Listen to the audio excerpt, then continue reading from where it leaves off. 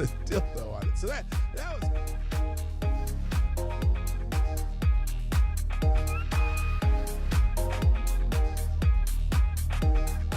Hey, you know what the really good interrupt violence through community-based bystander training? Yeah, if the bystanders beat the fuck out of someone who's attacking somebody else, that would be great bystander training. They can send them to the MMA gym, you know, put them in an arm bar, smack them in the face a few times. Stop doing that bullshit. That would be the best community-based bystander training, but I don't think that's what he means. Anyway.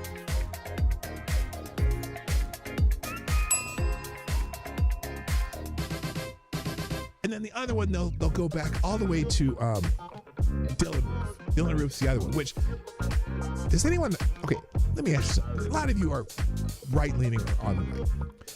Is there anybody in this, that you, anyone you know of? Is there anyone that you know of on the right who supports or supported Dylan Roof?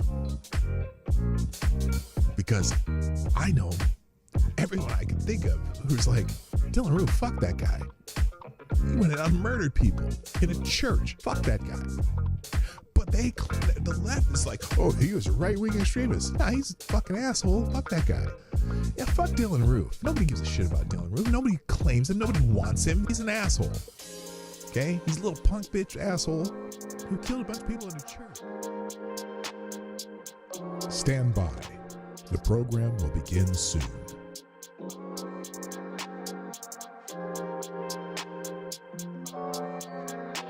Reverend Robin Bartlett of First Church of Sterling, Massachusetts, uses John 1:14 in the Bible to justify why she brings her 11-year-old son to drag shows. This is what we're getting in the Rainbow Church. The Rainbow Church aren't exactly hiding. That's true. The Word became flesh and lived among us, and my body, your body, their bodies are home for the living God. That is why I take my 11-year-old boy to drag shows in the summer with my friend and fellow church leaders, Kate, and her 11-year-old boy.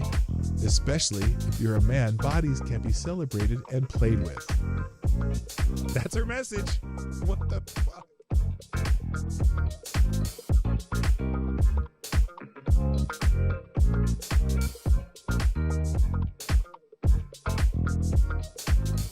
California wants to let someone that is not related to your child remove her from school, him or her, enroll her in any other school in the state, authorize any medical treatment, including mental health services and drugs, without the parent's notice and knowledge or consent.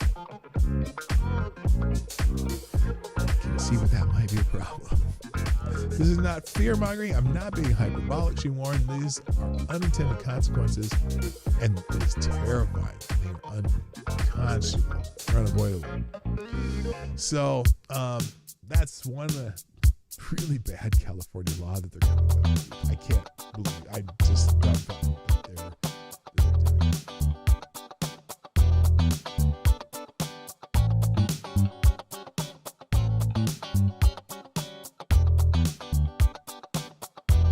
Now this is interesting. That new mayor candidate, the leading Democratic mayor candidate for New York City mayor, Damme, wants cops to stop responding to attacks on Jews. And by the way, Jews in the New York City are victims of the majority of hate crimes. Not a plurality, but the majority of hate crimes against people in New York are against Jewish people.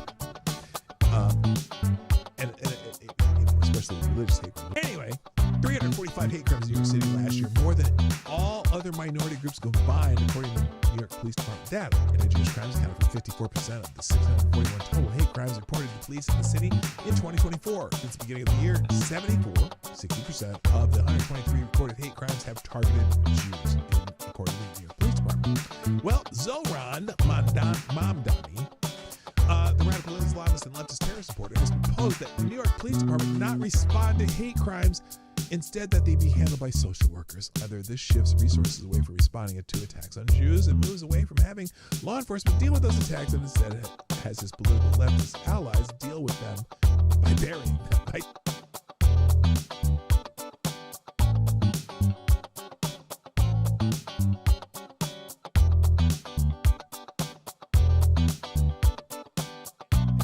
Every day on my show, if I put something on the screen or I'm talking about it, or it's a topic or an article that I'm presenting in this show, I provide links to every single thing that I've talked about, and even more, the ones I didn't even get to, I drop them in the chat at the end of the show, and also I drop them in the description. So if you want to find these articles, they will be in the links at the end of the show.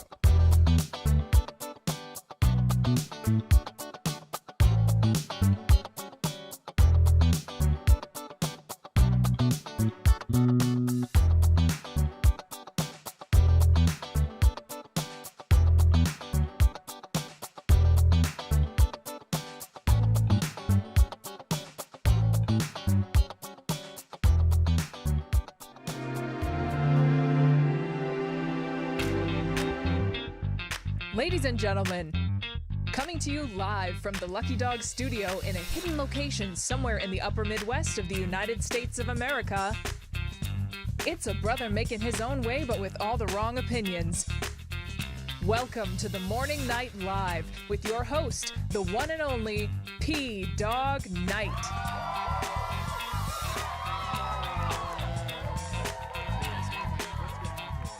Why is this not working? Hang on.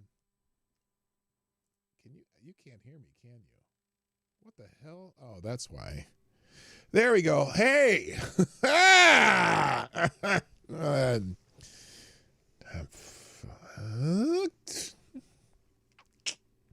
So, actually today I was here on time to start the show close to 10 o'clock Eastern. And that's when I got the phone call. That's when I got the phone call. And they won't have it done to tomorrow. I'm dying.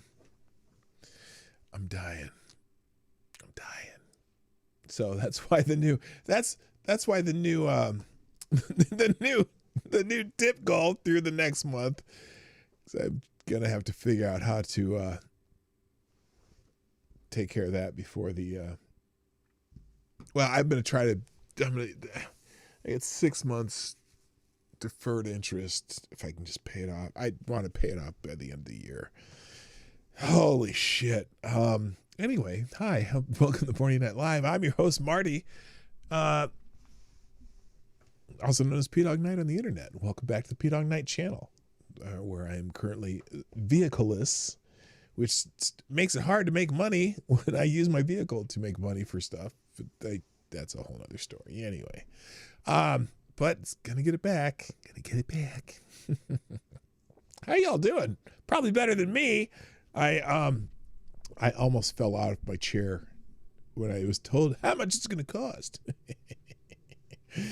Anyway, hi. What's up? I missed yesterday because of vehicle problems, and my whole I guess my theme is vehicle problems, but also just something that Miss Jackson, sorry Miss Jackson, said that really kind of pissed me off, and it has me in a mood, and I don't know if I'm going to get to it today because I'm just I'm reeling. Hope you all are having a much better day than I, and we should just do a show here. I see a bunch of you are here. Oh, my friend AD's gone. He'll be here eventually, I think. Anyway, so there. That's it. Oh my gosh, the notifications are booming over there. So let's just say hi and get it going. First, in the chat today. Is this correct? It is correct. Is it? It's Green Badger Outdoors. Got it here first. Way. What's up? Good morning. Quick on the draw. Is that correct? Yeah, I guess so. Yes. And then also good morning, Lewis. Louis. Mike Savage. Blarg. Midnight's in the house. Ms. Wild Wolf. Lord Stanhope. Hello. Good morning also to Somnambule Nation and the Pope. Yes, Pope Tyrannus III. the Blessed Lich with today's message of hope. The Pope says, blessings of the Holy Ghost, I have a recipe for you, a cup of kindness, a sprinkle of compassion, a dash of patience, a pinch of mercy, baked inside a warm heart, and you will create a better world.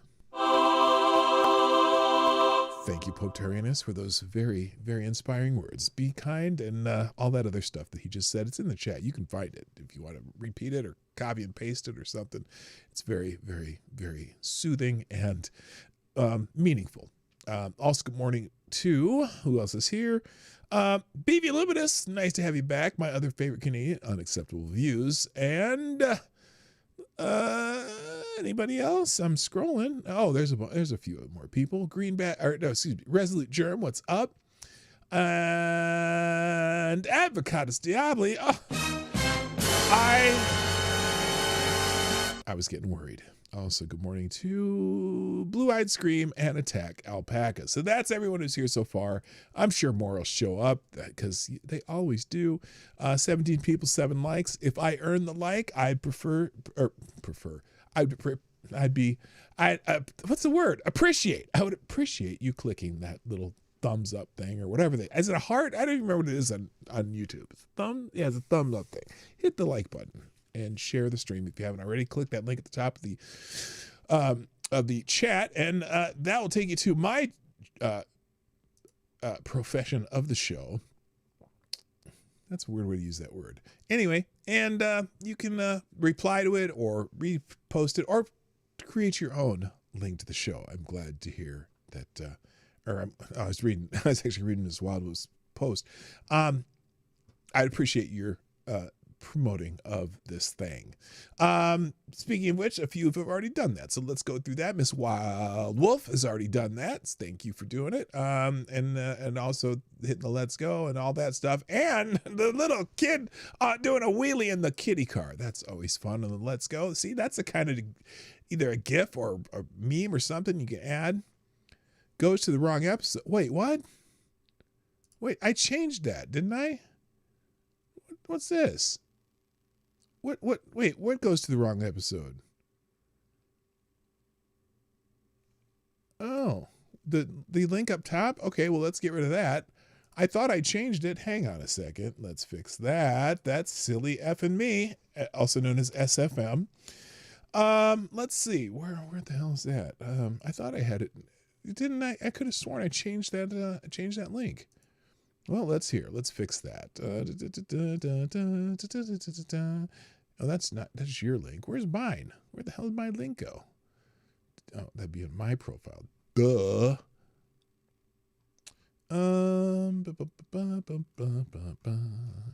Where is my link that I put up here?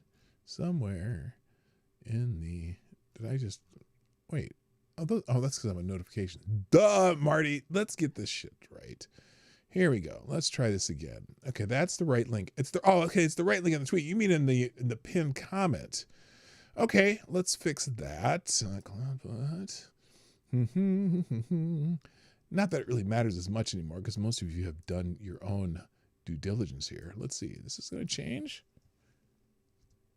Oh, it did. Well, that's weird. Huh. Okay. Well. Close. No. What the hell? All right, there's the new one in the chat. I'll pop it up top. If you haven't, some of you already done this anyway. There. Now, there's the correct link. How about that? The correct X link. That's what you meant, and that's me just being a dummy. All right. Thank you. Also, Miss Wild with the kitty too. Wait, who did the? Oh, that's an old one. Wait, what the hell is going on here? All right, let me scroll down here. There was the kid doing the wheelie. Okay, that's where I was.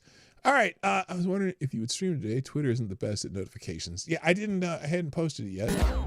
Also, is that what your car did? Not exactly. Thank you, Somnol Nation. Yeah, the family structure is still alive. It's just going to cost me a shit ton to get it fixed. I'm just like, I was not prepared for it. Let's just put it that way. Also, is that Carrie Von Erich, Resolute Germ? Oh my gosh, the Von Erichs they're like the Texas guys. Also, charity is no part of the legislative duty of the government. James Madison. Ooh, snap. That's some fire right there. Oh shit, I didn't mean to do that. Okay, there we go. Oh, what the hell? I'm reposting my own post. I don't need to repost my own post yet. How'd that happen? Good God. Oh, here we go. Let's go. Repost. Okay, that's what I meant to do. Is that everybody? Oh, no. Also, Mike Savage with the Let Us Go, of course. And Ty Alexander with the Daily. Woo! Ric Flair. Little Ric Flair every day. Gotta say woo, because, gotta do that thing. All right. Enough of this nonsense. Thank you, Avocado Salad. You are the first sponsor on the show, and that makes you the new Streamlabs Superstar sponsor of the day. Even though I didn't clear it from last time, but I'm just gonna leave it because it makes you look good. Who says?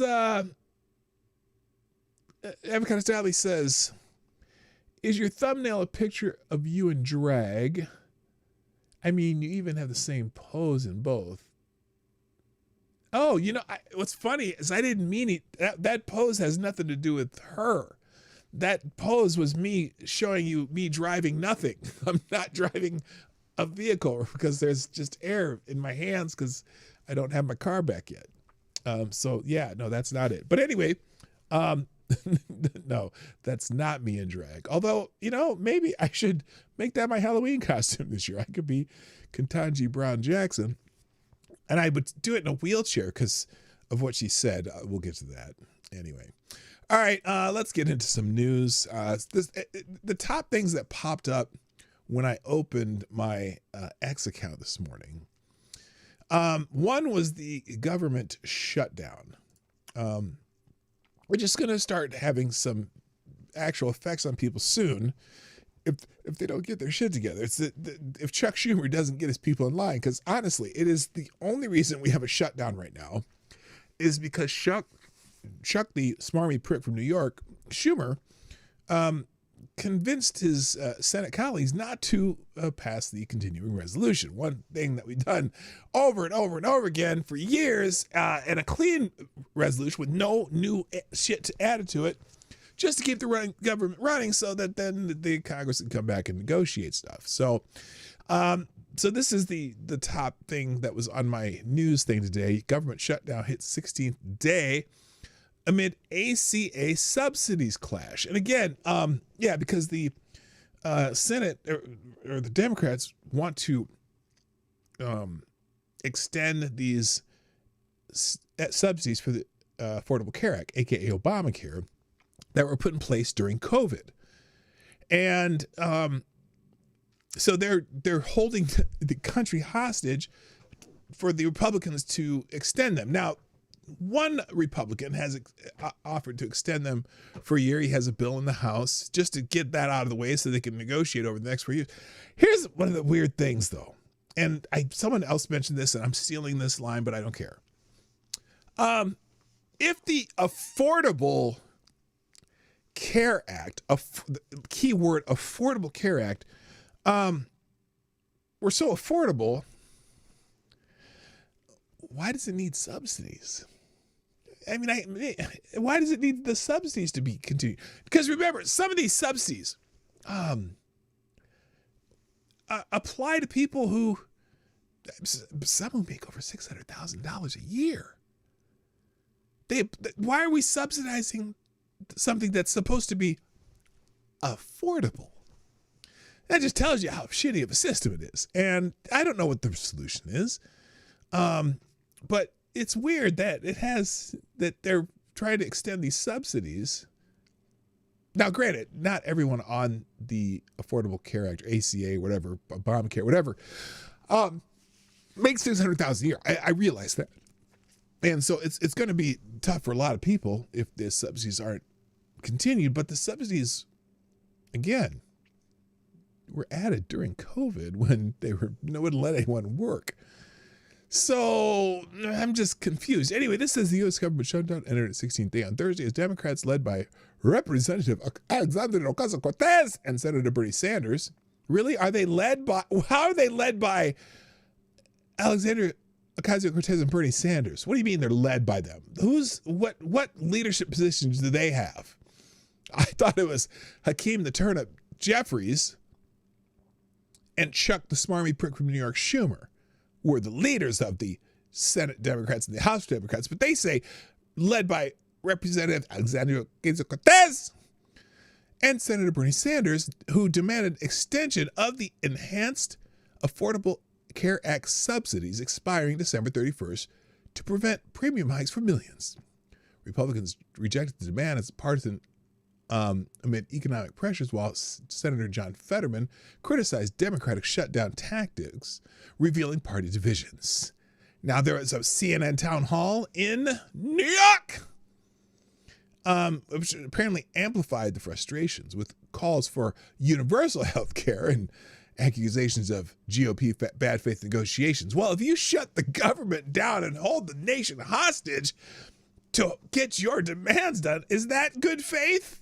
How's that good faith? I'm so confused. Anyway, a few clips that have surfaced. Here's one from Alexandria Ocasio-Cortez. Let's see what she says here.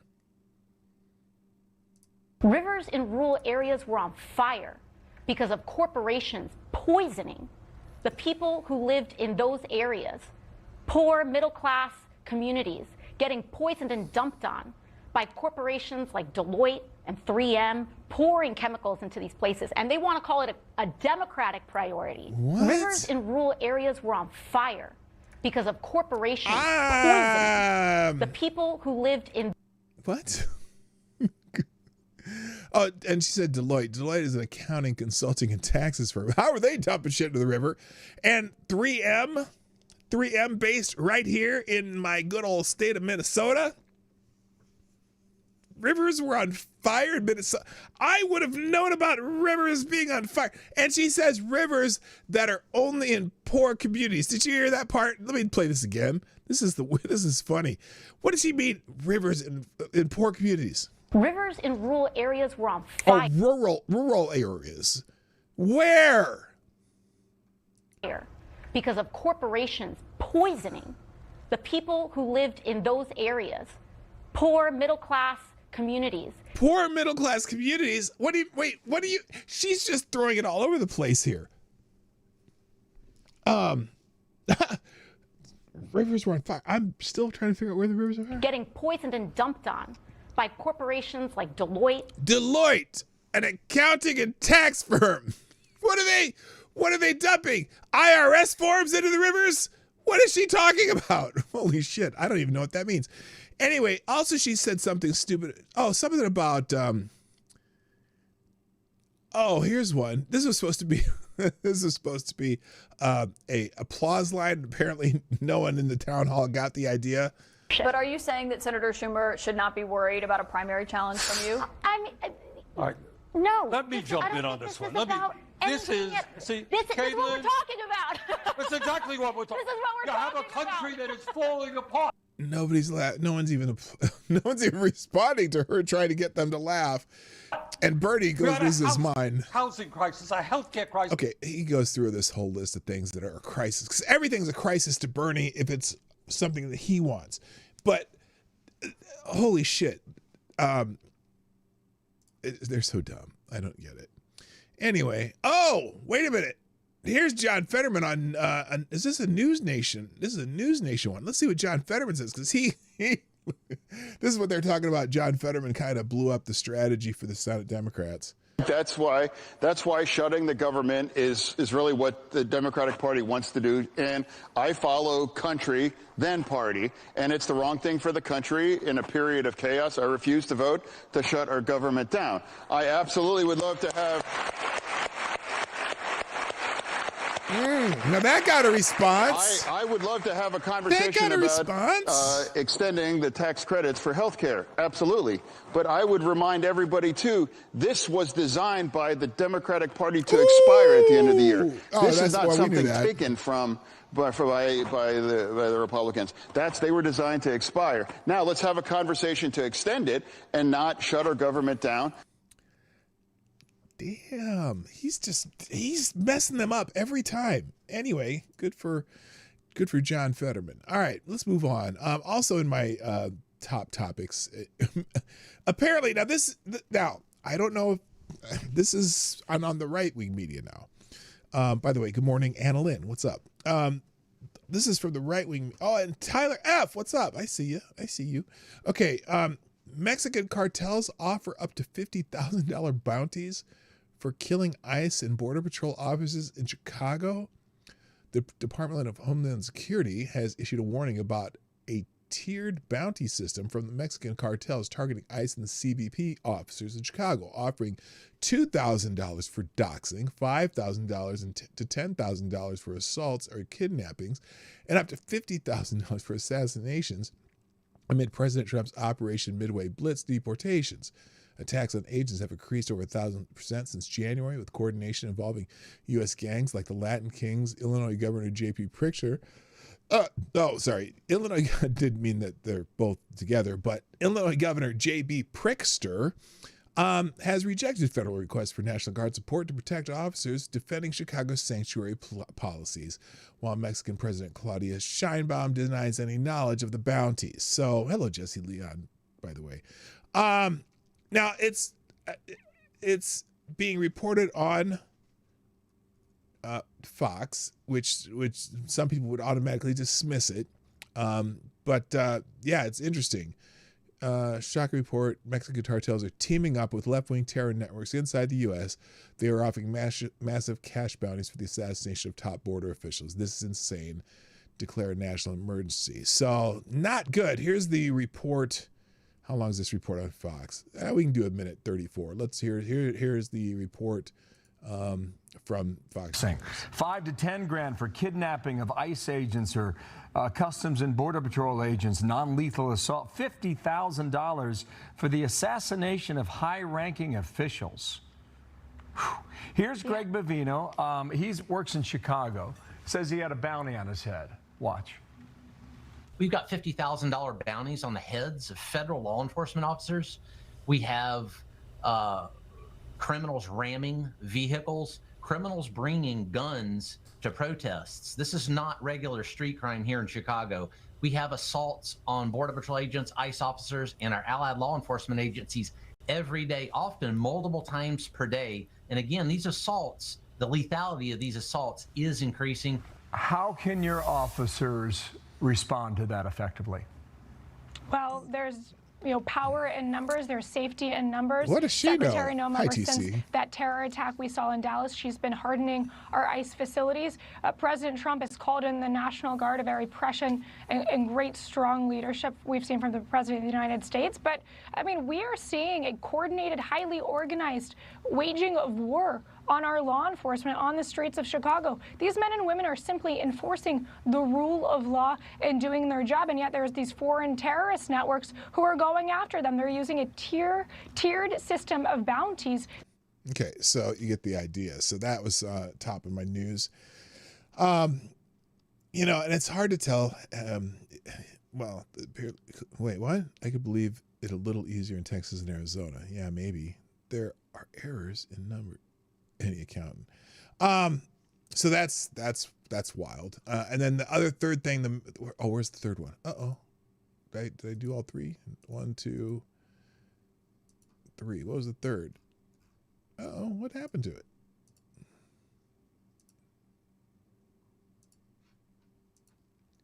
Okay, well, I won't show you the third. Other things trending, the Pentagon's trending, apparently. Journalists inside the Pentagon have been turning in their Pentagon, what do they call it? Press passes. They've been turning in over a new policy in the Pentagon. Now I'm not sure specifically because all of these people are bitching about it, but I still haven't figured out what the specific policy is. But here's Brian Stelter, who's going to explain. Brian Stelter is going to explain why they've been handing in their badges. Reporters have been showing up at the Pentagon today and handing in their press passes. This is an extraordinary moment showing that the Pentagon is not changing, not backing away from this drastic, radical new policy. Now, I want to know what the drastic, radical new policy is because it has something to do with national security concerns, but I'm not sure if it's a smart policy or not. Let's find out. And the news outlets, the reporters, the editors, the media lawyers who said this is unacceptable, they're not changing their tune either. So all the major networks, all the major wire service and newspaper reporters who cover the Pentagon day in, day out are turning in their credentials. And essentially, as of tomorrow, you won't have those journalists able to work out of the Pentagon complex anymore. Reporters. So they're all turning in their badges because of some new policy, which I'm trying to figure out specifically what it is. And I've scrolled through this a couple times. But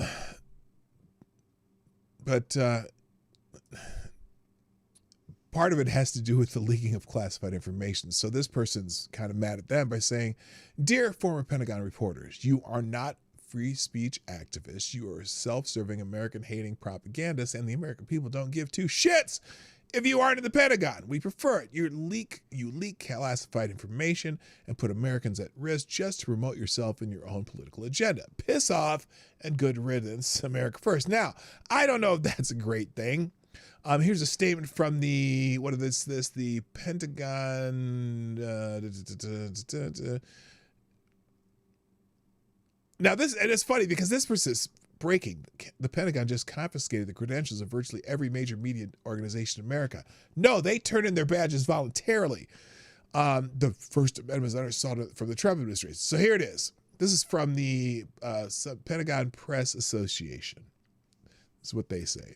Today, the Defense Department confiscated badges of the Pentagon reporters from virtually every major media organization in America. Did they, or did the reporters refuse? See, now that's interesting. There's a difference between confiscated, okay, even though they received them. Confiscated means they actively came to take them from you. You turning in your badge because you don't like a policy is you giving up your rights. So that's an interesting way they phrased it. It did this because reporters would not sign on to a new policy over its implicit threat of criminalizing national security reporting. Well, if you are giving up national security secrets, that would be a problem, and exposing those who sign it to potential prosecution. The Pentagon Press Association members are all still committed to reporting on the U.S. military, but make no mistake, today, October 15, 2025, is a dark day for press freedom that raises concerns about a weakening U.S. commitment to transparency in government, to public accountability, and the Pentagon, and to free speech for all. Well, it's interesting. I still don't know what the policy is that they refuse to comply with. Thank you, TC. Drop a 6th spot in the tip jar. Makes you the new. You are the new Streamlabs superstar sponsor of the Even though your name's not up there, you are it. But hey, let's see. Oh, good God. TC the squirrel, naked squirrel, taking one for the team. Today's I would do her for the country person. TC writes, "I would ride Lisa Murkowski like the rhino she is for America." Your life makes me sad. Okay, that's great. Thank you, TC, for taking another one for the team. You like them old dried up crusty bitches, don't you? Okay. So anyway, I still haven't figured out what the policy is. Again, we read the statement from the press association, but no one's telling me specifically what the policy is. Incorrect headline: reporters refuse to sign Pentagon's new press rules. Correct headline: Pentagon launches sweeping effort to censor news, kick out major media outlet. No, I want to know what it is specifically that they are objecting to, and no one seems to really write that. Oh, here it is. Let's see. Here's what Pete Hegseth wrote. Pentagon access is a privilege, not a right. So here is the Department of War press credentialing for dummies. Press no longer roams free throughout the Pentagon. I don't know why they were roaming free throughout the Pentagon anyway. Press must wear a visible badge. Credentialed press no longer permitted to solicit criminal acts as and done. Pentagon now has the same rules as every U.S. military installation. Is that all? I mean, is that what it is? They because when they say no longer permitted to solicit criminal acts, basically leak classified information. Okay. I'm completely confused. What is it that they asked them to do that is not? No one's putting the specific policy. Okay, here's another one. Let's see. The Pentagon. Okay, this is Pentagon confiscated badge to nearly every major news. This is a copy of what they said, barring their access after they refused to sign on to Pete Hegseth's new security rules to guard sensitive information. Reporters were seen leaving, and then he puts the same statement that they gave, and everyone's saying the same thing. But what? Oh, and then now this one. The Pentagon just stripped nearly every major U.S. media outlet for their access, locking them out after they refused to follow Pete Hegseth's strict new security rules for handling sensitive information. Yeah, okay, good. All right, I'm confused. I will come back to it. Thank you, Avocados Diablo. Another small bowl of the tip jar. Greatly appreciated. Avocados Diablo says part of the policy was that they could be prosecuted for asking Pentagon employees about classified information, which they have no business asking for classified information. They have no classified clearance. So yeah, there you go. Thank you, AD. Appreciate that. All right, moving on. I am not keeping very good time today. Nancy Pelosi's trending because she actually. Now, it's funny. People often see the same thing, but have very different takes on it. So let me show you two different takes on the same incident involving Nancy Pelosi. Okay, so here's her. Apparently, a reporter or somebody asked about January 6th, call to activism. This is one of the left-wing, paid propaganda accounts. Holy shit, Nancy Pelosi just demolished a reporter for spreading Trump's BS. Okay, here's the incident. Why did you refuse the National Guard on January 6th? Oops. Hang on. Sorry, I didn't mean to do that. Listen to Nancy Pelosi get all huffing and puffing. Why did you refuse the National Guard on January 6th? Shut up. I did not refuse the National Guard. The president didn't send it. Why are you coming here with Republican talking points as if you're a serious journalist? Why did you refuse the National Guard on January 6th? Shut up, she says. Now, so that's how they saw that as triumphant. Whereas if you look at, let's try here's another angle. Let's see, here's another angle of that. Congresswoman Pelosi, are you at all concerned that the new January 6th committee will find you liable for that day? Oh, that's a dumb question. January 6th committee finding you liable for that day? Now here comes the question again. Why did you refuse the National Guard on January 6th? Shut up.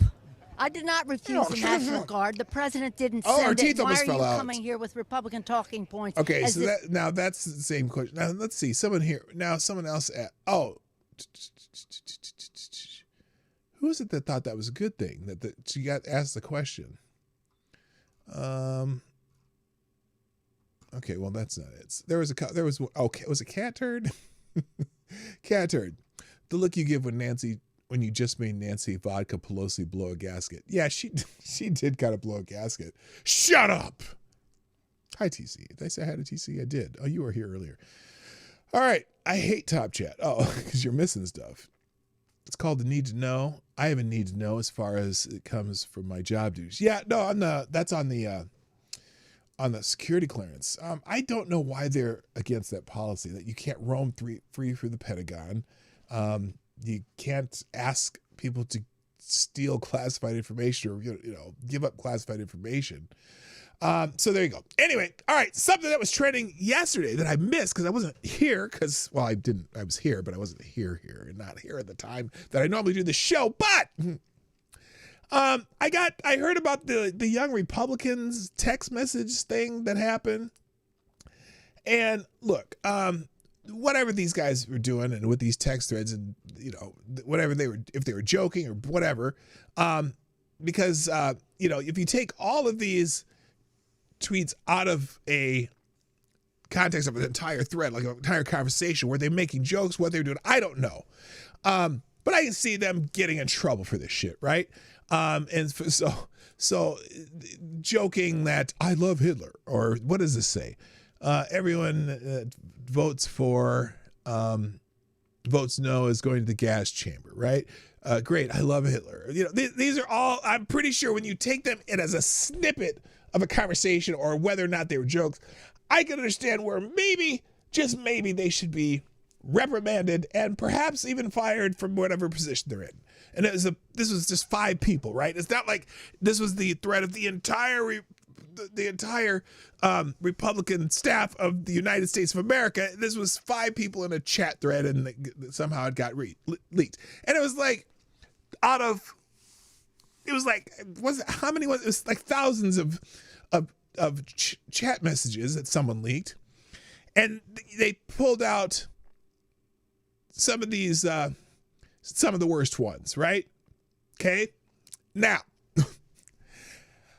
I'm fascinated at how many Democrats came out to denounce this. Well, no, I'm not I'm not surprised, but I'm not fascinated. For example, here's Kathy Hochul, the New York governor who's very inconsistent on many things. Here's Kathy Hochul condemning this, okay? 2 minutes of her condemning it. I might not play it all, but you'll get the idea. Question? Politico reported on a group chat of a bunch of young Republicans. I'm wondering your thoughts on that. Again, and by the way, it's a group chat. It's just, there's 5 people that put messages and jokes and shit like this, probably inappropriate and fire-worthy, if you ask me. I mean, that's up to the Republicans to do it, but yeah, they're fire-worthy. But this reflects, is it just some bad apples in this chat? Now, when they say bad apples, well, it depends if you think they were serious or not, if you can ask them, but I don't think anyone would ask them because it doesn't pay to politically for Democrats to ask them those questions. But anyway, here she is again. Toxicity around the entire party. Some bad apples. These are the future of the Republican Party. Oh, yeah, that's all of them? This was so vile. Hello, Randy Monkey. It is hard to find the words to put into context that these are people who are part of a political party, one of 2 major political parties, and they believe in gas chambers. Oh, do they? Do you think they were? Oh, so you think they were serious? Based on the color of people's skins. These are racist, sexist. Oh, okay. Disgusting remarks. Oh, yeah, it is FTG Thursday. FTG Kathy Hochul, and good morning, Select Boy. Yeah, boy. So you get it. She's going to rant on and on and on, right?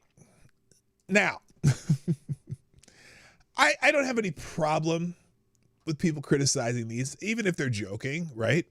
Now, J.D. Vance came out and said, you're going to condemn these people for making jokes and shit like that, but whatever, right? However, there's a young fellow who's currently running for the lieutenant governor for the state of Virginia who said a few things too. For example, this wasn't Jay Jones. And I don't remember any of the Democrats condemning this. This one, you weren't simply asking a question. You know what? I genuinely was. I wasn't attacking you. I was trying to understand your logic. You weren't trying to understand. You were talking about hoping Jennifer Gilbert's children would die. He let me show you some of these. Here's some of his text.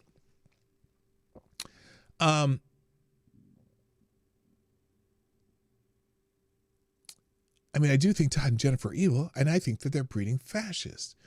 If those guys die before me, I will go to their funerals and piss on their graves, send them out awash in something. 3 people, 3 bullets, Gilbert, Hitler, and Pol Pot. Gilbert, this is talking about a candidate. Gilbert gets 2 bullets in the head. Spoiler, put Gilbert in the crew with the 2 worst people. You know he receives both bullets every time. Oh, this is funny to him, right? I don't recall any Democrats calling for him to step down. He's actually running for lieutenant governor of a state. There's a Democrat. So, look, some people, who was it who put it best? I saw, oh, did I close that? I didn't mean to close it. The hell did I just do? Hang on. Who was it? I'm going to scroll through this, and I'm going to find this account that maybe made a good point about this. There, where'd she go? She was here somewhere. Anyway, it was to the effect that, look,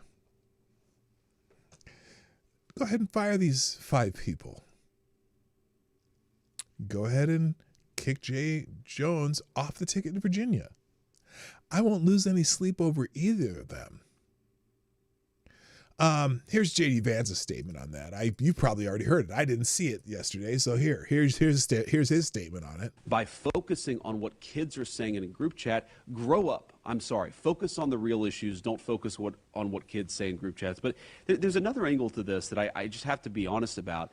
I mean, I'm like an old guy at this point. I'm 41 years old. I have 3 kids. You know, I grew up in a different world, right? Where not most of the stupid things that I did when I was a teenager and a young adult, they're not on the internet. Like, I'm going to tell my kids, especially my boys. They're especially not leaked by somebody, but anyway. Things on the internet, like, be careful with what you post. If you put something in a group chat, assume that some scumbag is going to leak it in an effort to try to cause you harm or cause your family harm. But the reality is that kids do stupid things, especially young boys. They tell edgy, offensive jokes. Like, that's what kids do. And I really don't want us to grow up in a country and not just where kids telling a stupid joke, telling a very offensive stupid joke, is cause to ruin their lives. And at some point, we're all going to have to say, enough of this BS. We're not going to allow the worst moment in a 21-year-old's group chat to ruin a kid's life for the rest of time. That's just not okay. Like, we live in a digital world. This stuff is now etched in stone online. We're all going to have to say, you know what? No. We're not doing this. We're not canceling kids because they do something stupid in a group chat. And again, these are people in their 20s telling edgy jokes. But again, the way Politico did it, obviously, you can't tell nuance or jokes when you just put out the one line, the I love Hitler. No. In fact, if someone clipped that right now of me saying that, it's not in context, me talking about a report, and that's what, you know, they did. It's the fine young peopling of America. But again, if they get reprimanded, so be it. How about if Jay Jones gets kicked off the ticket in Virginia, so be it. But I've just warned you, if you're in a group chat anywhere and anytime, someone in your group chat could leak that to embarrass you. And I know that I have a group chat with some of my friends from college that, oh boy, do we tell some crazy, nasty, dirty jokes. Because, yeah, we're just dirty joke telling motherfuckers. So, you know, it is what it is. But that's fascinating, though, that all these Democrats are out here condemning these people telling, you know, and whether if they're joking or not, it's still, they're all talking about it and talking about how they should be removed. But Jay Jones, who advocating for actually assassinating somebody, is still on the ticket in Virginia. So go figure. Go figure. All right, let me move on here. All right, okay, Jay Jones already did that. Oh, this is interesting. I didn't see this. This just must have happened yesterday. Apparently, some pro-Hamas hackers hijacked airport loudspeakers across North America. Passengers at airports in Pennsylvania and British Columbia were stunned Tuesday when loudspeakers suddenly blasted pro-Hamas messages and slurs against President Trump and Israeli Prime Minister Benjamin Netanyahu. Video posts posted by travelers showed the unauthorized recordings echoing through the terminals at Harrisburg International Airport in Pennsylvania and Kelowna International Airport in Canada. Screens at Kelowna also flashed messages praising Hamas, urging to free Palestine, according to officials. So here's the picture, hacked by whatever. Israel lost the war. Hamas won the war honorably. You are a pig, Donald Trump, and so on and so forth. I don't know if I have clips of it. They don't have. Oh, here we go. Here's a clip. Good afternoon. I'm Susan Shapiro. Police at Harrisburg International Airport are investigating after an unauthorized message played over the airport PA system. A spokesperson for the airport says someone accessed the system yesterday and played a recording. Here's part of that recording. Turkish Kelowna. Hacker Cyber Islam was here. Telegramational Cyber Islam. Free, free Palestine. Free, free Palestine. Free, free Palestine. From Hamas. The message also included profanity and references to President Trump and Israeli Prime Minister Benjamin Netanyahu. The airport says out of an abundance of caution, a flight that was boarding at the time was searched, but no security issues were found. The airport is now operating normally. The PA system at the Kelowna Airport in British Columbia, Canada, was also hacked with pro-Hamas and anti-Trump messages played there. A few flights there. It's interesting, the article says loudspeakers across North America. Well, yeah, at two terminals on the opposite ends of North America. So I guess that is across North America. I don't know if it was at any other airports, but those were the two that they reported on. So that's fascinating. All right, let's see what else we got. So now the main topic here today. And I don't know if I can tell you the whole thing because I'm disabled and I don't know how to talk and that stuff. The Supreme Court right now is hearing a case on the Voting Rights Act or something. Let's see. Let me get the full story here because it's just very annoying. So the Supreme Court and the Voting Rights Act are both trending right now because there's a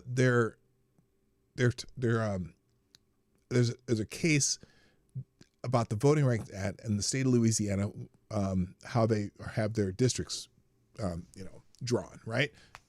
Because right now there's a lot of districts in the country that are gerrymandered specifically to have representation of certain races, mainly mine. Okay. And the state of Louisiana just wants to redraw their lines, and they keep, and the courts have been not allowing them to do that for forever. And so you have a case in the Supreme Court right now regarding that. Now, a couple things. This is interesting. This is in Breitbart, and this is one of the arguments that were going out there yesterday. NAACP lawyer at the Supreme Court, race-based districts needed because white Democrats did not vote for black candidates. Well, except for Barack Obama. But anyway, I digress. Jenny Nelson, lawyer for the NAACP, argued before the Supreme Court on Wednesday that it is necessary to have a second majority black district in Louisiana because white Democrats were not voting for black candidates, whether they were Democrats or not. She says, quote, it is clear that, regardless of party, white Democrats were not voting for black candidates, whether they were Democrats or not. Well, that seems to be a Democrat problem, doesn't it? That's fascinating. So your Democrats are racist then.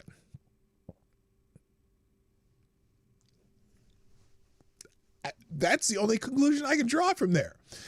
She said, we know that there is significant a chasm between how black and white voters vote in Louisiana, that there is no question that even if there's some correlation between race and party, that race is the driving factor. Well, you need to talk to your Democrat white people then. Let's see, how long does this clip? That's right. And in the state of Louisiana, that analysis was conducted in the Nairn case, and it was clear that regardless. How long ago, by the way? I'm just curious. You don't think black Democrats in Louisiana would vote for, or excuse me, white Democrats in Louisiana wouldn't vote for a Democrat who's black? I mean, maybe that was the case, way back when. Is that the case now? I don't know. Don't have an answer for it.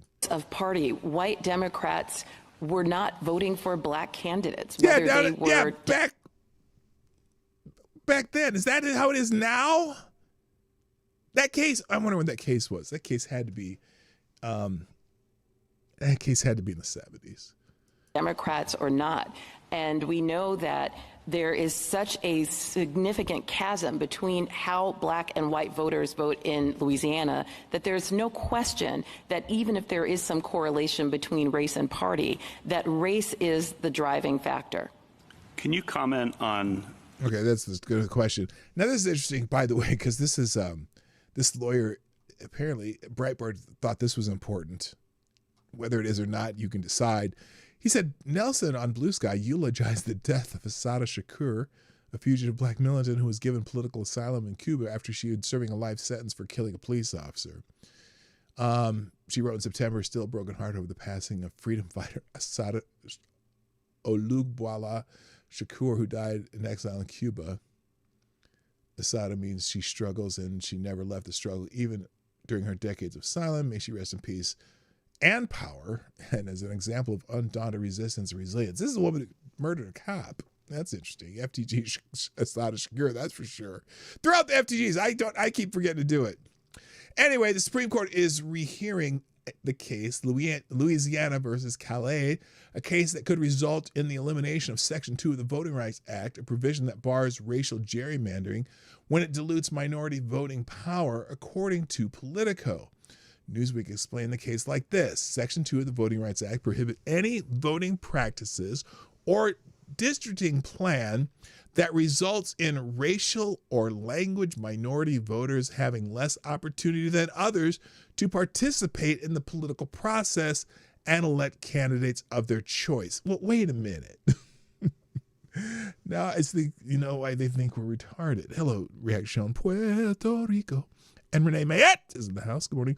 Anyway, the dispute consolidated with Robinson versus Calais stems from Louisiana's 2022 redistricting and raises fundamental questions about how states balance the protection of minority voters with constitutional limits on race-based decision-making. At the center is Louisiana's congressional map known as Senate Bill 8, adopted after a federal court ordered creation of a second majority black district to remedy vote dilution under Section 2. That court later struck SB 8 down, concluding it amounted to racial gerrymandering that violates the Equal Protection Clause. So this is where this is interesting, because this is asking people for racial the case against the state of Louisiana, or Louisiana's fighting the case where they're saying we do not want to racially gerrymander our districts, and this is requiring them to racially gerrymander the districts. Now you can put a value on that either way. I don't care, but I'm just telling you what's happening. So a report from Fair Fight Action and Black Voters Matter Fund, two Democrat voting rights groups, found that a victory at the Supreme Court could result in a virtually guaranteed Republican majority in the House. Okay. So maybe the Democrats should be better, right? What's the point? And do you think that the Republicans having a majority of the House could not also serve our fellow black peoples? Is that what you're saying? That seems rather presumptuous and maybe even a little racist. Anyway, now Politico explains it this way. While a ruling in time for next year's midterms is unlikely, the organizations behind the report said that it's not out of the question. Taken together, the groups identified 27 total seats that Republican could redistrict in their favor ahead of the midterms, 19 of which stem from Section 2 being overturned. So if Section 2 is overturned, that would happen. Could happen. Doing so would clear the path for a one-party system where power serves the powerful and silences the people, Black Voters Matters Fund co-founder Latasha Brown said in a statement. And then Fair Fight Action CEO Lauren Grow-Wargo said in a statement that voiding Section 2 would do permanent damage. So they want to be able to keep racial gerrymandering. That's interesting. She says the only way to stop it is to play offense, aggressively redraw maps wherever possible, focus relentlessly on taking back Congress, and be ready to use that power to pass real pro-democracy legislation and hold this corrupted court accountable, she said. So that's interesting. That's interesting. Now, the part that I wanted to get to, by the way, Gorsuch, this is the article in Federalist, Gorsuch gets NAACP lawyer to all but admit support for racial discrimination redistricting. Yeah, we just saw the clip there. She's basically arguing for gerrymandering. But the part that gave me the title up there, I am not disabled, comes from Ms. Supreme Court Justice Ketanji Brown Jackson, not to be confused with Jackson Brown. Running low, running on empty. Not that. It's Brown Jackson. That's how I remember to say her name right, because I know it's not Jackson Brown. Ketanji Brown Jackson. And here's what Ketanji Brown Jackson said, and why Ranting Monkey came in and said, apologizing for me being disabled. Supreme Court Justice Ketanji Brown Jackson offered a stunning bit of judicial wisdom today. And the writer writes, just trust me on this. The Supreme Court sat for oral arguments this morning for Louisiana versus Calais, a redistricting case concerning the constitutionality of Louisiana's congressional map. A district court order mandated the creation of an additional majority black district in Louisiana, gerrymandering, to avoid, quote, vote dilution, end quote. Supreme Court Justice Clarence Thomas notes, plaintiffs challenging Louisiana alleged that the congressional map's second majority black district amounted to an unconstitutional racial gerrymander, which I thought gerrymandering was bad. But some people think it's good if it's done in a way that's one directionally. But anyway, okay, wait. Here, let me just play it. I'm just going to play it. Listen to this. I guess I'm thinking of it, of the fact that remedial action, absent discriminatory intent, is really not a new idea in the civil rights laws. And my kind of paradigmatic example of this is something like the ADA. Paradigmatic? Does she mean paradigmatic? Or is that how you say like a paradigm? A paradigmatic. I've never heard that word. I don't even know if that's a word. Anyway, let's let her continue, because let's get to the good part. Congress passed the Americans with Disabilities Act against the backdrop of a world that was generally not accessible. Hold up. Wait a minute. Why are we referencing the Americans with Disabilities Act right now? Oh, just wait if you haven't heard this. If you haven't heard this, listen carefully. Is something like the ADA. Congress passed the Americans with Disabilities Act against the backdrop of a world that was generally not accessible to people with disabilities. Okay. And so it was discriminatory in effect because these folks were not able to access these buildings. And it didn't matter whether the person who built the building or the person who owned the building intended for them to be exclusionary. That's irrelevant. Congress said the facilities have to be made equally open to people with disabilities if readily possible. Now, I don't disagree that people should try to make the building accessible. Do they always have to, though? Should they? I don't know, but that's a different topic. But anyway, listen. I guess I don't understand why that's not what's happening here. The idea in Section 2 is that we are responding to current day manifestations of past and present decisions that disadvantage minorities and make it so that they don't have equal access to the voting system. Right? They're disabled. In fact, we use the word disable in Milligan. We say that's a way in which you see that these processes are not equally open.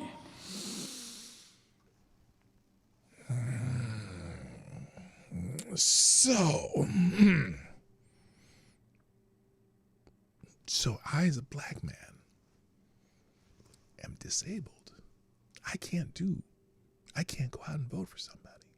I can't, what?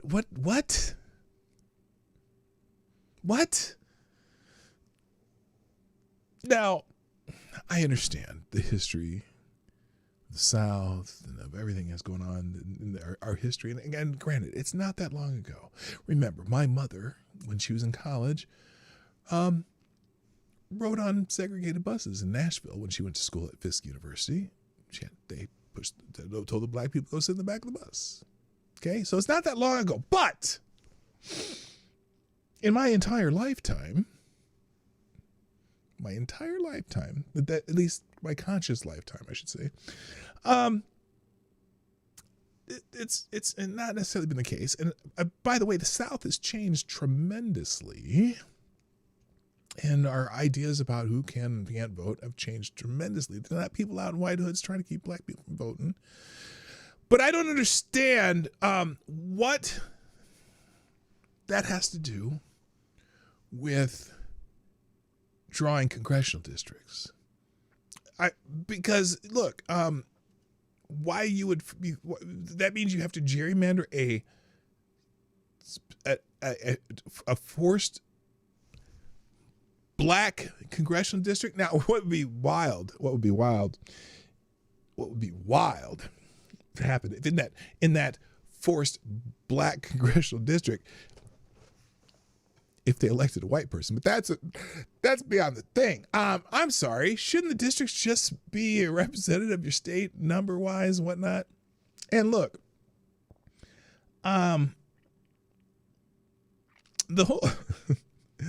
the whole disabled thing, I get really tired of being told as a black person that I am disadvantaged, I'm disabled, I am not able to do this, I'm not able to do that. Why would you constantly promote that rather than the powerful things that we as people do just like everybody else? You know, if we would spend more time talking about the great things we do, the great inventors, the great this and that, you know, the accomplishments of people. Because look, whether it be voting districts or even it being like the whole DEI argument, which I understand, I don't mean DEI as those three things separately as a concept, but the actual DEI programs that you know, Troy hires, that's telling black people that we're inferior. Her calling us, like, saying disabled, like, I mean, I understand she's trying to make an analogy, but it's just, it's not productive. It's not productive. And by the way, I don't recall us gerrymandering any congressional districts to have a bunch of people in wheelchairs. Make sure you have someone in a wheelchair represented in Congress. Now, granted, there's not as many people in wheelchairs or disabled people. You know, we don't have any. I'm sorry, but we don't have any representation of people with cerebral palsy. You know, I mean, it's like we don't do that. That didn't mean, I don't mean to be demeaning people with cerebral palsy either. I went to school with a person with cerebral palsy. Smartest kid, just couldn't, hard time functioning physically and whatever. But anyway, that's a whole nother story. Anyway, it's embarrassing that she would say that. You know, it's like, okay, the line here in the editorial is mandating individual public access to buildings is different in kind than mandating racial minorities control entire districts. It's crazy. Now, let's see. She also embarrassed herself elsewhere in oral arguments, getting snippy with Louisiana Solicitor General Ben Aguinaga. Oh, Ben Aguinaga? That sounds like a Hispanic name. That sounds like a Hispanic name. Here's Ben. Here's the part where they said she also embarrassed herself. Jackson. Wait, so can I just ask, why is that not a compelling state interest to identify areas in which that problem is occurring? Your Honor, of course, as this court recognized in SFFA, states can remedy intentional. No, I'm not talking about the remedy. I'm talking about identify. Identify. Of course. All right. So if I'm right that Section 2 is about identifying the problem and then requiring some remedy, I don't understand why your answer to Justice Kagan's question about is this a compelling state interest is no. The answer is obviously yes, that you have an interest in remedying the effects of racial discrimination that we identify using this tool. Whether you go too far in your remedy is another issue, right? Your Honor, I think step 0 in all of these cases, it was certainly step 0 in the Robinson litigation, is the plaintiffs came in and said, we want another majority black district. I thought they came in and said, we are not receiving equal electoral opportunity because our votes are being diluted. No. Which is the same way of saying... Diluted how? Diluted how? Anyway. We deserve a second. No, it's not, because that, again, just trust me on this. The second electoral or second district is a remedy that one could offer for a problem that we've identified. And the whole Robinson litigation was about identifying the problem. Is this really happening? In many, many Section 2 cases, the court says, you're wrong, you're fine. There is not an electoral opportunity being denied to you. Go away. In this case, the court said, I see. I'm looking at the factors. I appreciate what you're saying. You've proven that we have this problem. And so the next question is, how do we go about remedying it? Right. And the problem, Justice Jackson, that the Middle District identified was not intentional discrimination. And in fact, I think when I hear Why do you need intentional discrimination to remedy a problem like the one that I've identified? Because if you're going to use race the way that the Robinson appellants want the court to use race in drawing a second majority minority district, you've got to have a compelling interest. Thank you. And Thank you, Mr. Chief Justice. Thank you, counsel. Oh, she didn't want to hear the rest of the answer. That's weird. So let's see. The man can hardly get a word in edgewise, still making a more coherent case than Jackson. Jackson continued. Here. Oh, okay, there you go. She cut him off. She cut him off because he was making too good of an argument. I don't know, man. That's wild. All right. I'm not on a time schedule today because I can't go anywhere. So hey, I'm gonna hang around a little longer. How's that sound? Okay. So that was the big Supreme Court brouhaha. I do have some other articles, and we're going to go through some of them since I have time today, since I have the means, since I don't have to be anywhere because I can't drive anywhere anyway. We're just going to continue on. This is an interesting case in my state that I hadn't seen.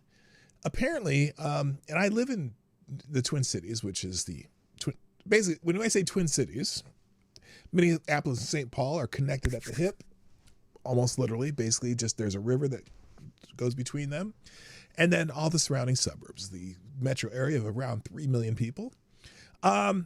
Minneapolis, but apparently in Minneapolis, which is just a bevy of fuckery, the Minneapolis public schools apparently have classes that they prohibit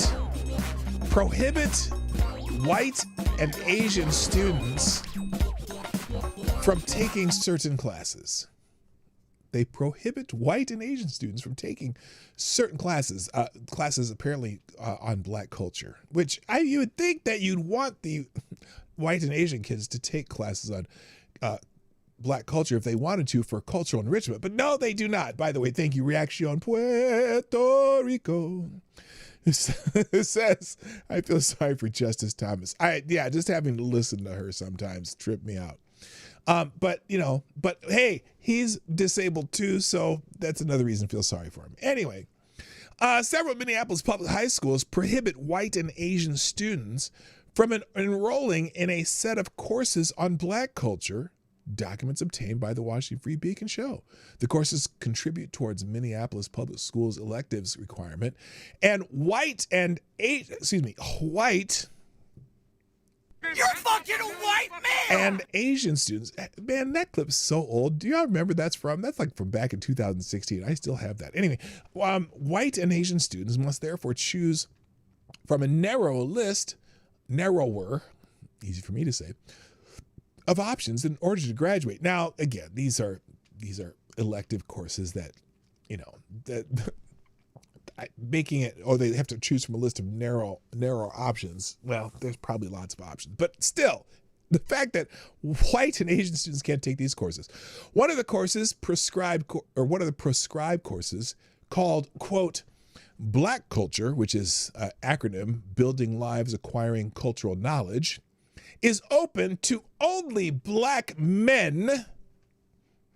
Another, Black Culture, again, Building Lives Acquiring Cultural Diversity, with Queens in parentheses, is open only to Black women. A practice civil rights attorneys say almost certainly puts the schools in violation of civil rights laws. First of all, you have a separate Black culture class for young men and one that for young women they put Queens in parentheses. I'm sorry. I'm tripping at how stupid that is, because it just is. Anyway, South High School, Minneapolis' oldest and largest public high school, where a large majority of students are Black or Hispanic, lists the two courses on its 2025-2026 curriculum guide. The former examines the complexity of the Black male experience by exploring the lived reality of Black men in the United States. What the fuck does that mean? Look. I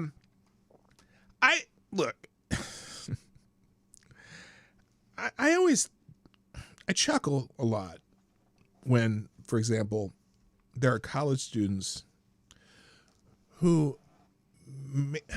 they major in, they call them African American Studies courses or Black Studies courses, because if you're already Black, why do you have to study yourself? I mean, granted, self-reflection is fine as a class, but you have to major in it. But anyway, I digress. The school's guidance explicitly states that the courses are open to all Black male students or all Black female students, respectively. So these are the courses. Students receive explicit instruction in organization, self-management strategies, and assisted homework completion to help increase their academic success. Wait a minute. Is that the course? No. Oh, that's the course. That's academic. That's the course about. Here it is. Here's the description of the course. This is an elective course offered in partnership with the Office of Black Male Student Achievement. The course examines the complexity of the Black male experience by exploring the lived reality of Black men in the United States. The course is open to Black male students of any grade. And then the girls' course, the Queens course, Black Culture Queens course description. This is an elective course offered in partnership with the Office of Black Student Achievement. This course is designed to examine the experiences of Black girls in public schools while celebrating, embracing, and developing cultural identity, sisterhood, self-advocacy. Now wait a minute. Did you notice the differences in the two courses? Did you catch that? The one for the boys examines the complexity of the Black male experience by exploring the lived reality of Black men in the United States. Notice the difference in the language of the girls' course.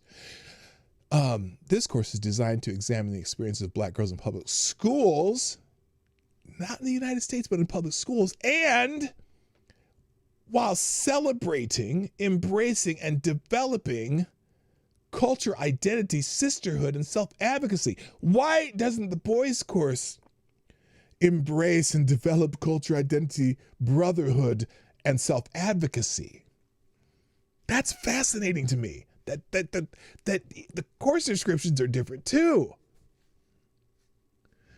Wouldn't want to promote Black brotherhood. Yeah, that's wild, man. And then there's another Minneapolis school, Roosevelt High School, offers one of two courses according to the course catalog, which states the course is for Black girls, queens. And stop talking about this queen shit. Not everybody can be a queen. you know what? If you when that whole we were kings, we were queens shit, everybody was queens and kings, or just the queen and the king? Yeah, we all weren't all. In fact, even back in those days, some of y'all were slaves. I'm just saying. There was one king or one queen, maybe two, if it's depending on how they do shit. We weren't all kings. There were kings there over there, just like there are kings in the European countries and shit. But not everybody's. Some of you were paupers. Some of you were serfs. Some of y'all weren't all kings and queens. But I digress. The courses at Roosevelt will explore different topics relevant to their lives as black students. Like how to avoid fights in the cafeteria. What's that mean? The girls, designated as queens, will build sisterhood and, among other goals, learn about creating healthy, positive relationships over the year-long course.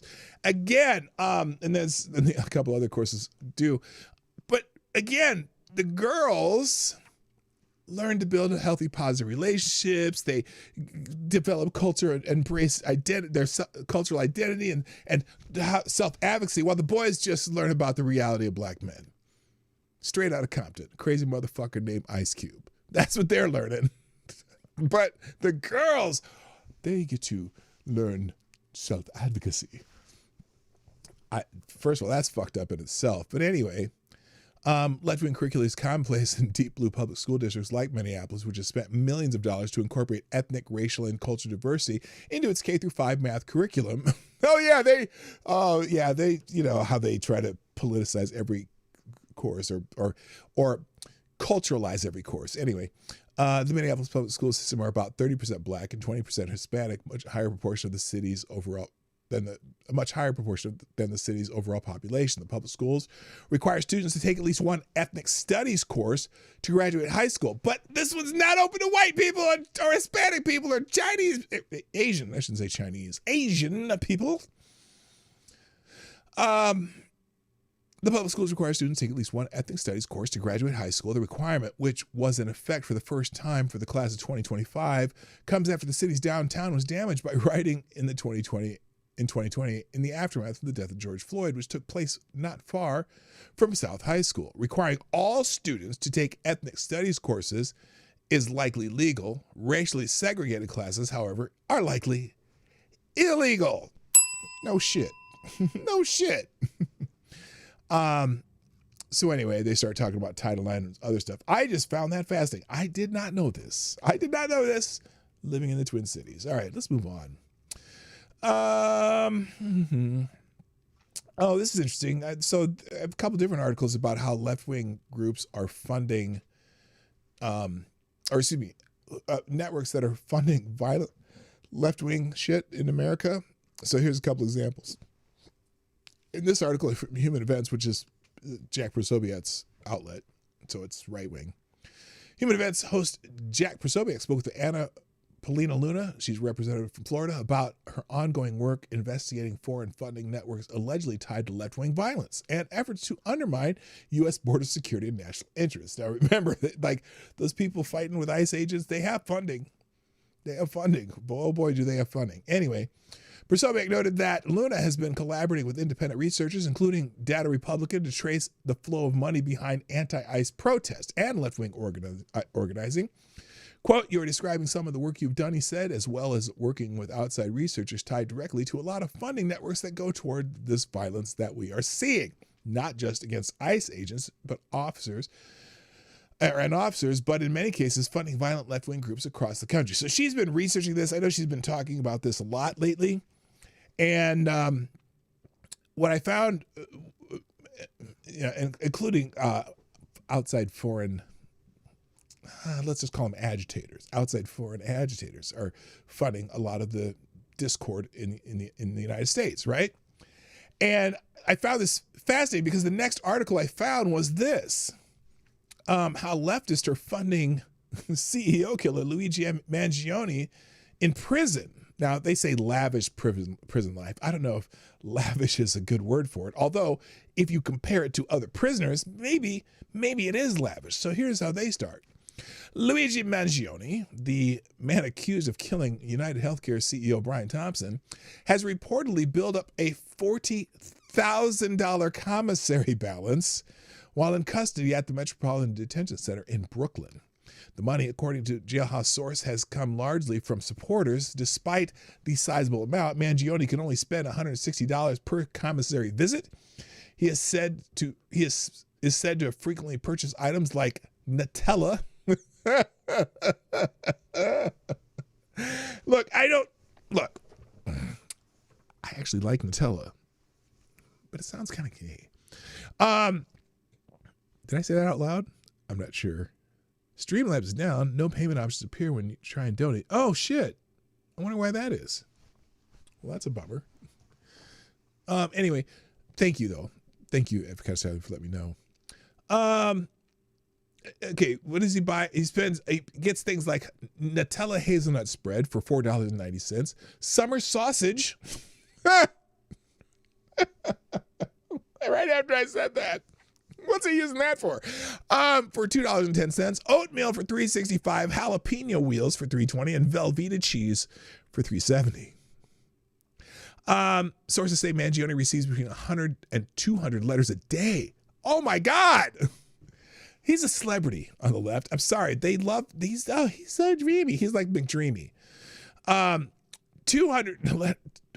to 200 letters a day, many of them reportedly from women expressing romantic interest. One letter writer allegedly expressed a desire to bug out on his cock. They wrote dick, but inside the jail, Mangione's routine includes morning garbage duty as well as regular visits with his parents and consultations with his legal team as he prepares to face 2 upcoming trials, one in state court and another in federal court. I don't know. Is he going to get away with this in New York? Is he gonna get a not guilty? I mean, it's obviously he did it, right? There's no doubt. He's on camera. He had all the shit. He was still wearing the damn backpack of the shit he did it with. He admitted it. Here's the question. Now, granted, I don't think he'll walk in federal court. Luigi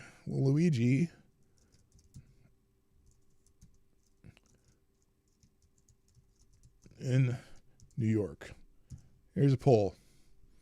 Oh, that's Q&A. God damn it. Hang on. Cancel that. Here's a poll. Will he walk in New York?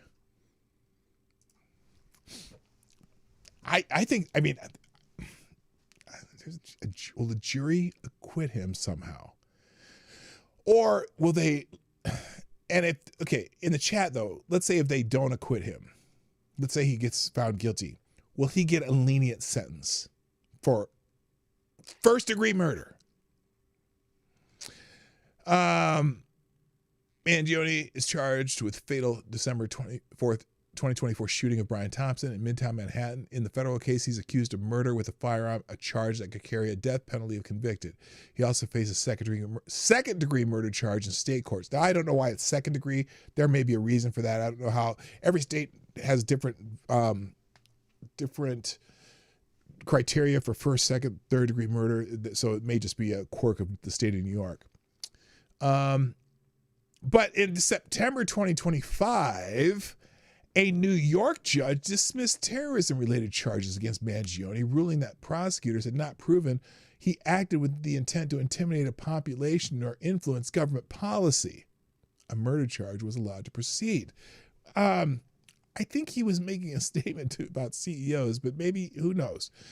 Mangione's legal team has argued that state and federal prosecutions for the same incident amount to double jeopardy, though the judge said a ruling would be premature before the trials take place. Meanwhile, in the federal case, Mangione's attorneys are seeking to have the death penalty removed as an option.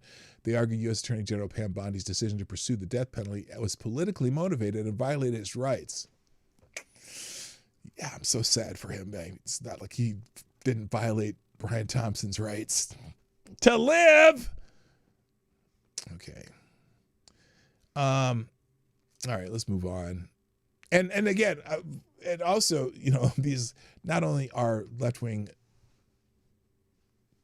entities funding political violence, they're also, for some reason, when it's committed against conservatives, they get a little slap on the wrists.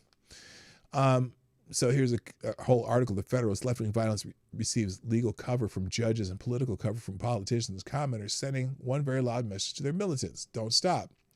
So 2 teenagers who brutally assaulted a former Department of Government Efficiency staffer, Edward Big Balls Korstein, did not receive any jail time in yet another instance of left-wing judges protecting militant thugs from being held accountable in any meaningful way. D.C. Superior Court Judge Kendra Davis Briggs, a nominee of former President Joe Biden, sentenced 2 15-year-olds from Hyattsville, Maryland, to probation after they were arrested for an August 3rd attack on 19-year-old Korstein that left him bloody and battered.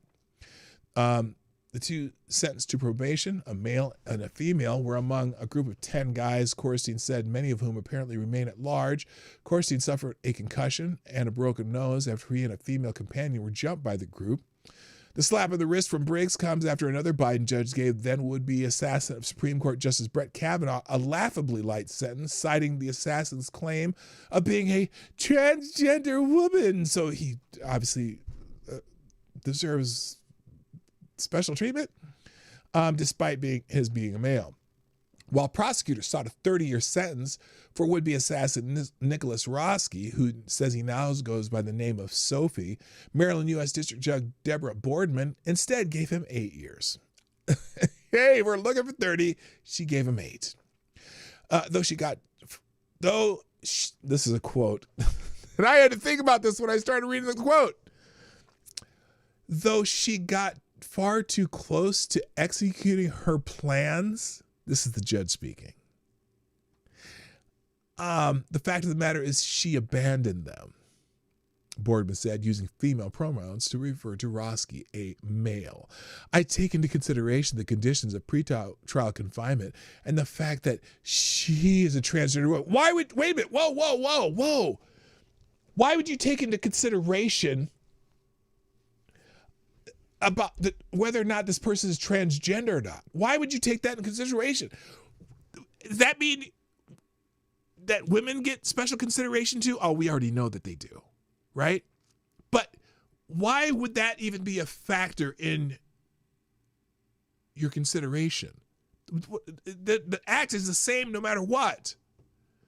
Oh, unless you're claiming that being a transgender woman means that she is mentally ill. Oh, she's a transgender woman and will be sent to a male-only facility. Oh, well, then that's at least they got that part right. The message from left-wing judges is clear. If you plot or perpetrate violence against conservatives, you'll be rewarded with light sentences. The message it sends to would-be leftist terrorists yet to commit their violence is that the criminal justice system has their back. Oh, we've seen that in Minneapolis. We've seen that all over the country. We saw it during the BLM protests that they just let them go. So then it just goes on, continuing terrorism is the pillar of the left-wing movement, and their bloodthirsty activists and politicians want more of it. Look, the fact that they keep denying that there is a such thing as Antifa. Oh, Antifa just means anti-fascist. Well, Nazi are National Socialists, so that's good. The People's Republic of North Korea is a republic. Yeah, that's true. You get it. The Union of Soviet Socialist Republic, they're such socialists. The name doesn't mean shit when the activists are just a bunch of fucking anarchists. So anyway, there's more in that article. You can read it yourself. What else did I tee up? And this is the article. The staffer, or the big balls dude, the kids who assault him avoid jail, get probation. 2 of the 3 teens who assaulted former Doge staffer Edward Big Balls Korstein, resulting In the graphic police photo that hastened President Donald Trump's crackdown on Washington, D.C. crime have avoided incarceration, have been put on probation. So, Trump has them cracking down on D.C. crime, but the judges in D.C. will give you probation anyway. So there's the whole story. Unbelievable. That's just bullshit. The only other thing I have up, an article on this woman named Heather Cox Richardson, who apparently has 2.7 million followers and is she's a radical lefty historian quietly influencing millions, who she was calling Charlie Kirk a far-right extremist and shit like that. Here's one of her posts. Their evidence was the murder of right-wing activist Charlie Kirk last Wednesday in Utah, although the motive of the alleged shooter, Tyler Robinson, remains unclear.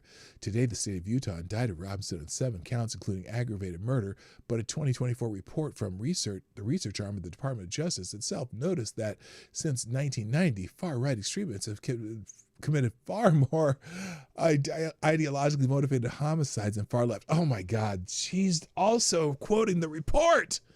That bullshit report. Holy crap. I can't believe it. But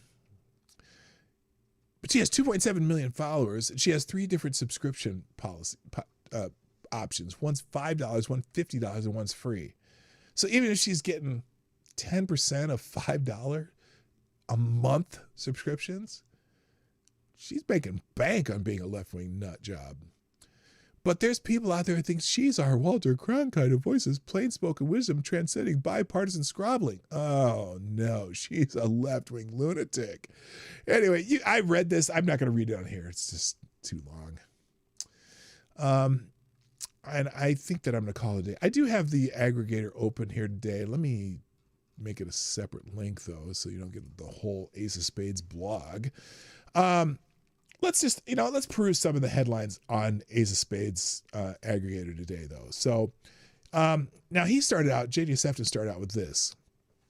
Good morning, kids. The Trump-engineered Gaza ceasefire has pretty much garnered most of the attention over the past few days for obvious reason. And the Muslims of Gaza and everywhere are being who and what they are and tried to pawn off some anonymous corpse as an Israeli hostage that they butchered sometime over the past 2 years, and in return were rewarded with about 1,100 prisoners held by Israel. A large percentage of them full-on fanatical freaks with the blood of their innocent victims still dripping from their fangs and claws. That's very descriptive. Holy shit. I haven't seen the link you sent me. I will check in a second, though. We might just do it live here. What the hell? I've got nothing but time. And of course, they also wasted little time in slaughtering their own political rivals so that their stranglehold on power remains. Yeah, they executed a bunch of people in Gaza. The Hamas did. To be fair, there's reports that Israel bombed some more buildings or set some more buildings on fire before they left too. So I'm not saying that either side has clean hands as far as that goes, but whatever. Let's see.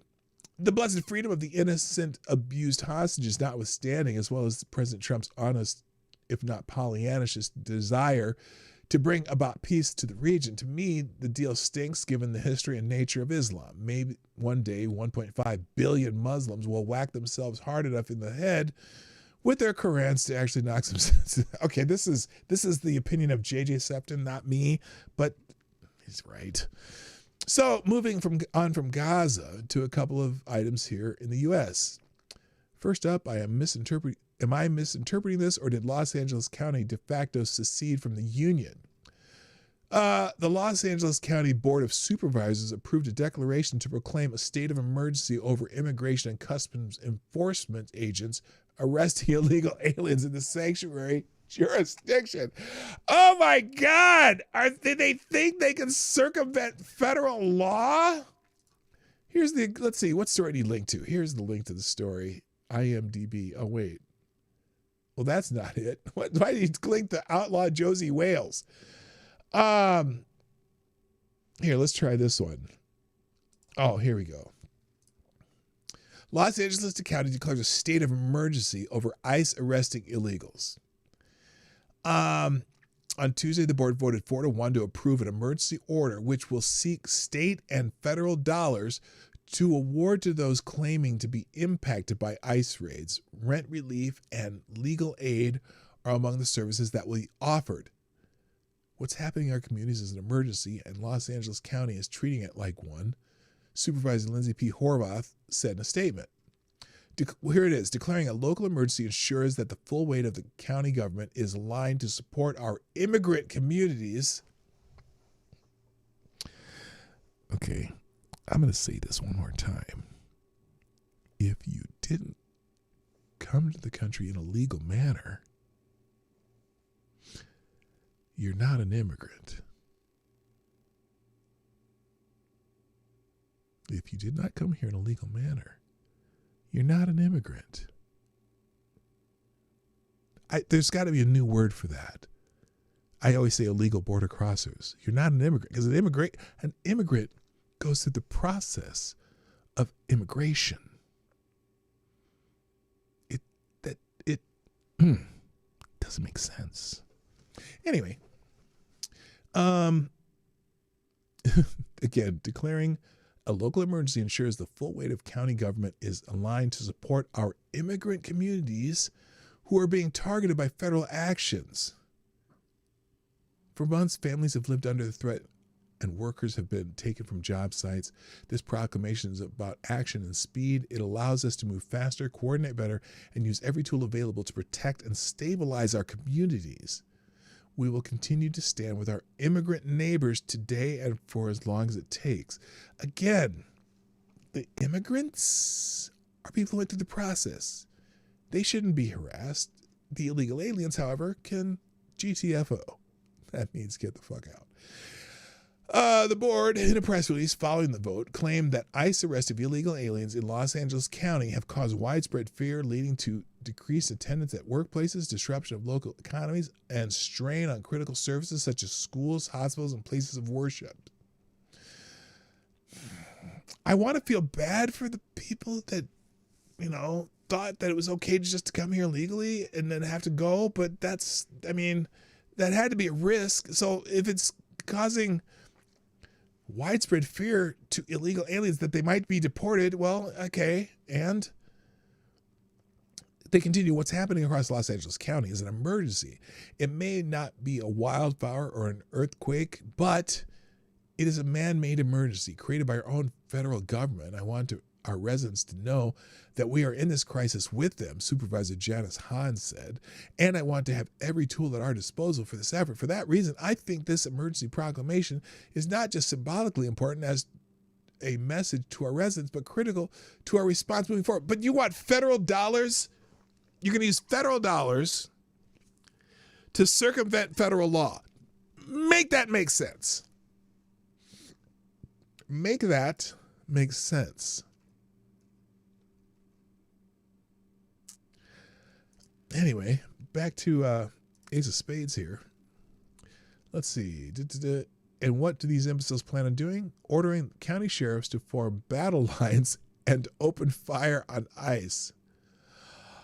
Oh, boy, that's brilliant. In all seriousness, is this just a bluster in an attempt to get President Trump to do something that would actually inflame the Democrat unofficial black bloc brown shirts of Antifa BLM at all to open fire on ICE?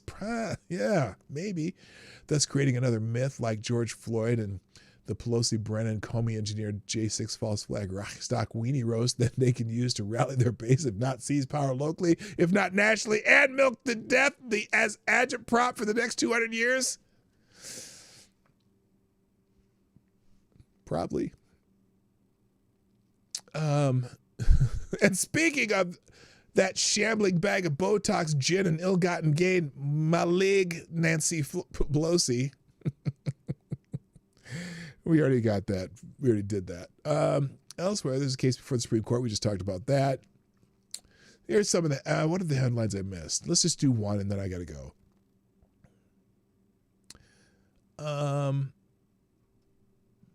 How about,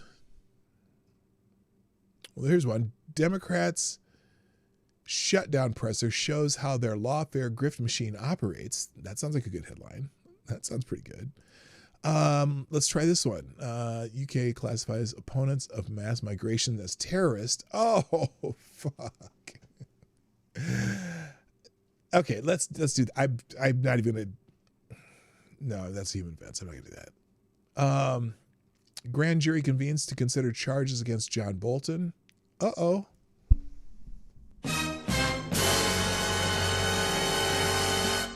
Obama judge tosses John Podesta endorsed lawsuit claiming Trump's energy policies are killing children. Oh, this has got to be good. We'll do this one before we go. This is good. Let's do this one.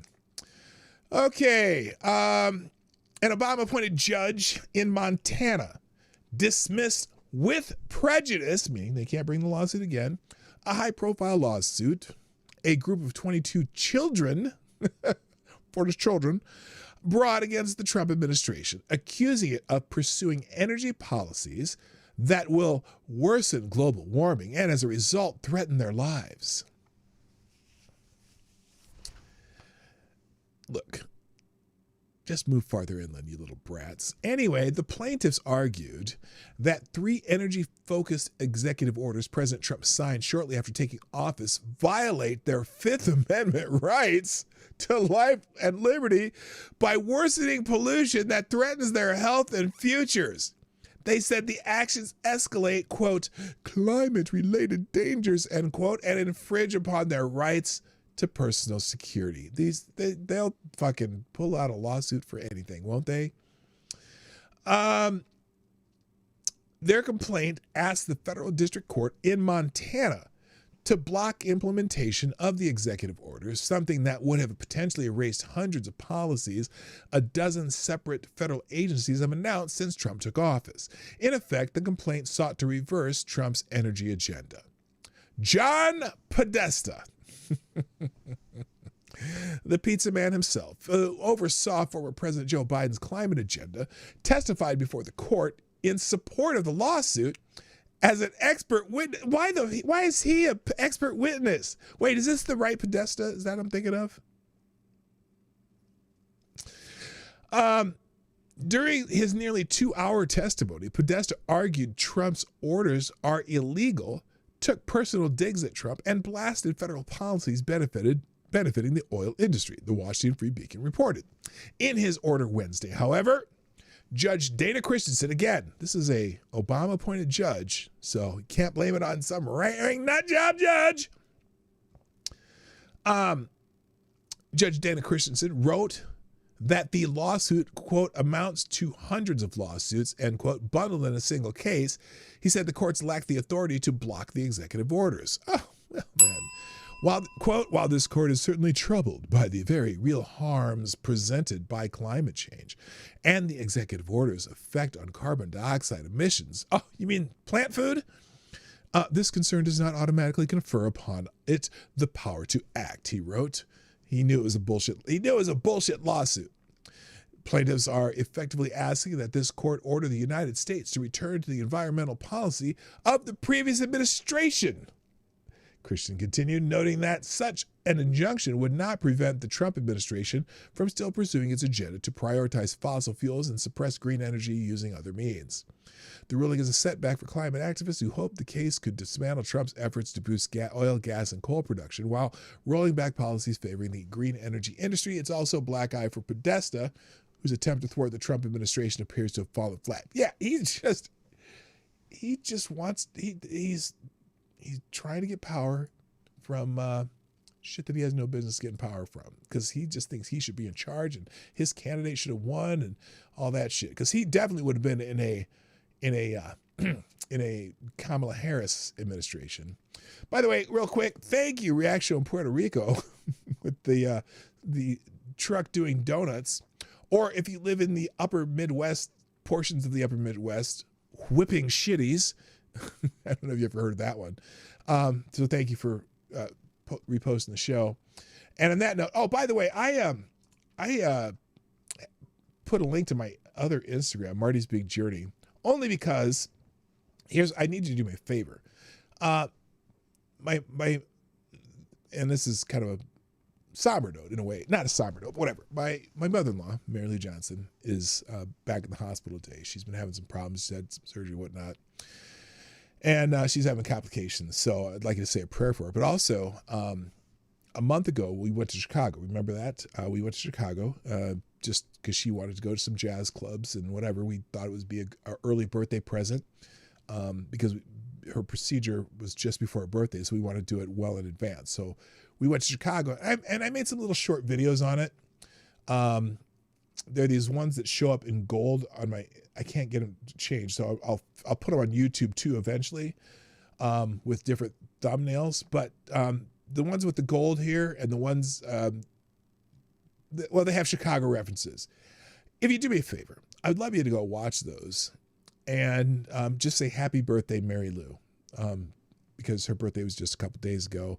And it would certainly cheer her up, and it would be I really appreciate it. And if you don't have to even watch some of them or all of them or whatever, but I'll put a link to my Instagram page there where you can watch those and either comment, like, but basically say happy birthday to my mother-in-law, and hopefully she's doing okay today. She's had I don't know what they're doing right now. All I know is that they had her on some painkillers this morning, and they had to go to the emergency room, and so.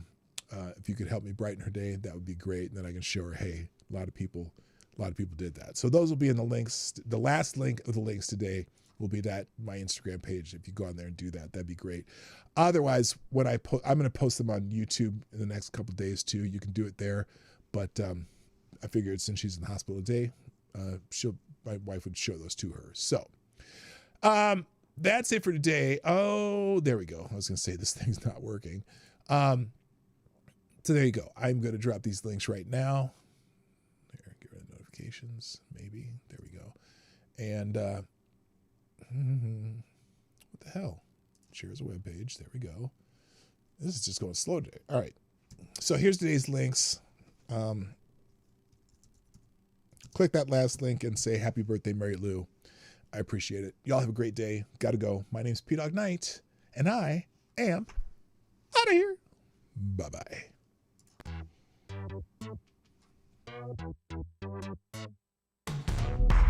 Hey, this is Dawg Knight, and thank you for watching today on the Dawg Knight Channel. If you have an observation or remark you'd like to make about this video or my channel, I absolutely welcome you to write it in the comment section down below. I really look forward to hearing from you. And before you go, if you like what you saw but you're not already subscribed, please make sure you hit the subscribe button and definitely click that bell that pops up afterward so you'll be notified when I post new videos or when we go live. I broadcast my live show, The Morning Night Live, Monday through Friday at 10 a.m. Eastern, 9 o'clock Central. A special thank you to all supporters of this channel who share our videos on social media and who make donations through the Streamlabs link, which is also in the description down below. Thanks again, and until next time, I'm Dawg Knight, and I'm out of here.